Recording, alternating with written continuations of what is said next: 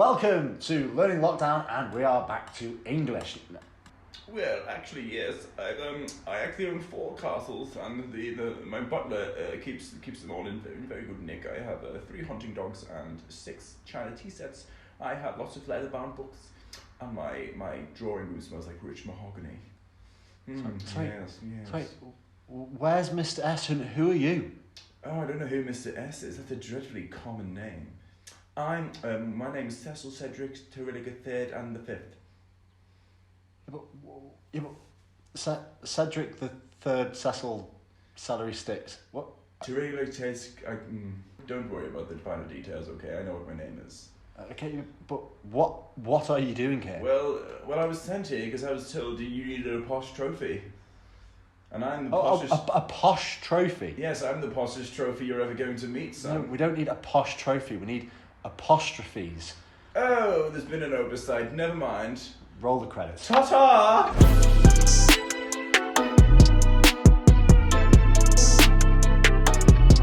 Well, now that we've sorted the posh trophy out, let's have a look at some of the work that you did yesterday. Okay, let's take a look at what you've been doing. First of all, we've got Jack. This isn't his English work, but he is balancing some beans using some cutlery. We thought that was quite nice. We've got Aidan showing off his apostrophes work. Well done to you, Aidan.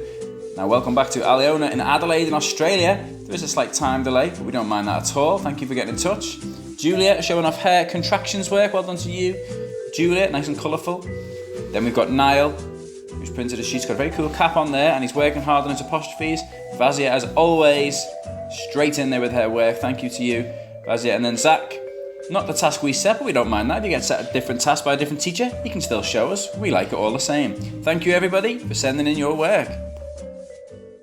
Excellent. Keep sending us your work to Twitter and to our email account, and we'll put it onto the channel. And please make sure, if you haven't already, hit subscribe and make sure you hit the little bell to get the notifications of when videos are posted. So today in English we are carrying on with apostrophes, and we're going to have one of those lessons that the grammar police will be on the edge of their seats waiting for us to make a mistake, because we are going to look at correcting sentences by using the apostrophes in the correct places. Yeah, we've looked at 2 ways to use apostrophes this week. We have looked at using them for contractions, and we've looked at using them to show possession. Now today, we're going to mix it up. We're going to be looking at sentences that have both in them. And you've got to simply add where the apostrophes go. So let's get a sentence on our board. Right, here is our sentence. Percy's sheep can't move because they're not cows. Instead, they like to dance in the pigsty. Great sentence, very true.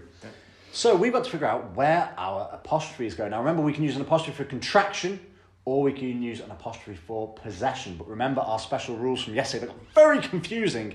But when we're doing it for possession, we have to be careful if our nouns that possess something are plural or not. So let's have a look, Mr. S. Can you at home spot where our first apostrophe will go and why we need it? Where does it go, Mr. S? We've got Percy's sheep can't move. That's the first part of our sentence here. And I can see that we're immediately going to need an apostrophe for possession, because we've got somebody's name there and we've got something that belongs to him. Percy owns some sheep. And the way we can show, we haven't got more than one Percy. There's only one Percy in the sentence. So we've got one Percy who owns some sheep. So we put an apostrophe after the Y and before the S in Percy. So now we know the sheep belong to Percy. No, Percy's sheep. Now the second one is in that same first part of our sentence there. Percy's sheep can't moo.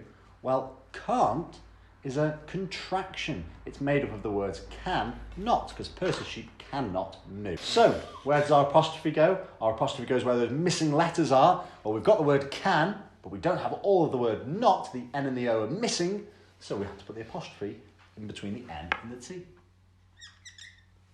Percy's sheep can't moo. Then the second part of our sentence says, because they're not cows. Now, we have a few different ways of spelling the word there. We've got there, as in over there. Over there, not cows. Oh, sorry, yeah. Doesn't make sense then. Yeah. We also have their, T-H-E-I-R. If they were watching, they'd say, those are their blocks. Yes, these are their blocks. It's like a possessive there. Yeah, but they're our blocks, really. But then we have this there, which is actually a contraction. It's a contraction of the words they and are. But as you can see, we don't have an A. The A has gone. So we replace that A with an apostrophe right there. So that actually means they are, but we're going to say there because it's quicker and easier to say. So Percy's sheep can't move because they're not cows. Well, do we need one more there? Cows. We must put an apostrophe just before that S. Do you want the grammar police to come back and arrest us again? Good point. Don't be doing things like that. This word cows is a plural noun. It's got nothing to do with possession. It's certainly not a contraction, okay? The reason we have an S there is simply because there's more than one cow. The cows don't own anything in this sentence. I mean, I'm sure they do own things, okay? There are lots of wealthy cows. But in this sentence, they don't own anything. They're just cows, more than one. So we have an S, but there's no apostrophe. We do not put an apostrophe just to show plural. No. Whew, close call. Thanks for careful. that, Mr. S. Let's go on to the second part of our piece of writing then. Instead, they like to dance.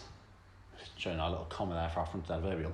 Instead, they like to dance in the pigsty. Well, there's no contractions there that I can see, but there is a possessive noun. And let's see if you can spot it. There's something in a sentence that belongs to someone or something. Can you see what thing in this sentence involves possession? Is it the dance? No. Well, the sheep are dancing, but they don't own the dance because it's not a noun, is it? It's a verb. It's a thing they're doing. So the only other thing I can think of is this bit at the end here, pigs sty. Now, do the pigs belong to the sty or does the sty belong to the pigs? So if you look at the way the sentence is structured, it is clear that the sty belongs to the pigs. It's where they live. But it belongs to the pigs, as Mr. S said. Therefore, it is a plural noun. So it belongs to more than one pig. So we have a special rule when it comes to our apostrophe to show that it belongs to more than one pig. What do we do? Can you remember? We showed you yesterday. It's a plural noun that already ends in S. Correct. You put the apostrophe after the S. Now, this is one that always catches people out. Always. You don't have the grammar police breathing down your neck. We're on an official warning. We've got to be very careful. So we're going to have one final look just to check we haven't missed anything or made any mistakes. Percy's sheep can't move because they're not cows. Instead, they like to dance in the pig's sty. Full stops, apostrophes, capital letters, everything looks We hope. perfect. We hope. So your tasks today are very similar. You've got some tasks down below where you've got to spot what are the apostrophes used for and maybe when do you need to use some apostrophes. The answers will be posted tomorrow and as always, share your work with us. Do you want to say bye or anything? See ya.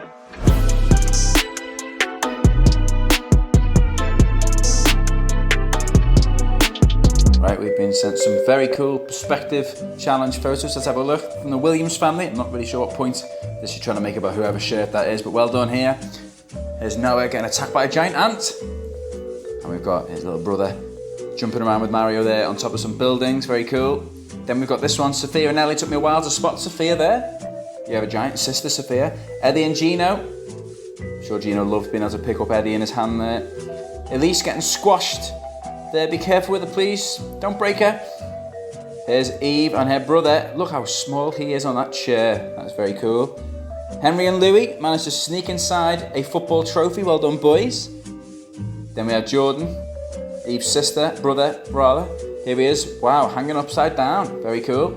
Oliver got himself in the cupboard. Well done to you, Oliver. Tiny Oliver. Stanley inside his brother's little hands there. Well done to you, Oscar.